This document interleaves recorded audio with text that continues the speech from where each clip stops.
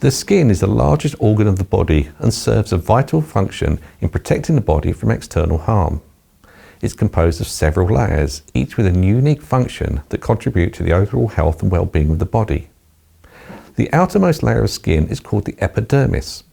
It's made up of several layers of cells that provide a barrier between the body and the environment.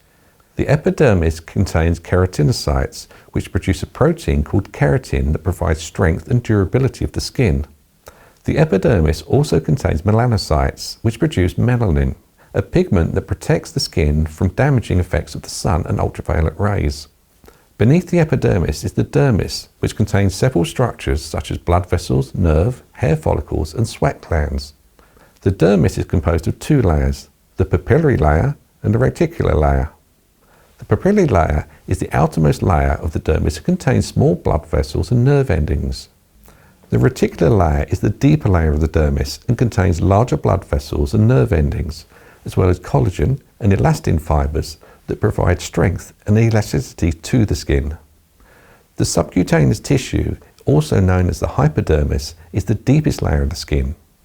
It is composed of adipose tissue and connective tissue and serves as a cushion for the organs and the bones in the body. The subcutaneous tissue also contains blood vessels and nerves that supply the skin with nutrients and oxygen. The skin has several functions that are vital to the health and well-being of the body. One of the primary functions of the skin is protection.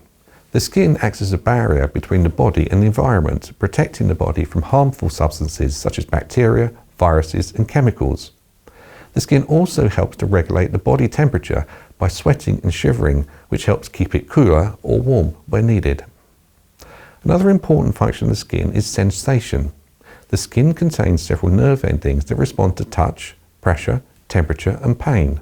These sensations help us to understand our environment and to respond appropriately to stimuli. The skin also plays a role in the production of vitamin D.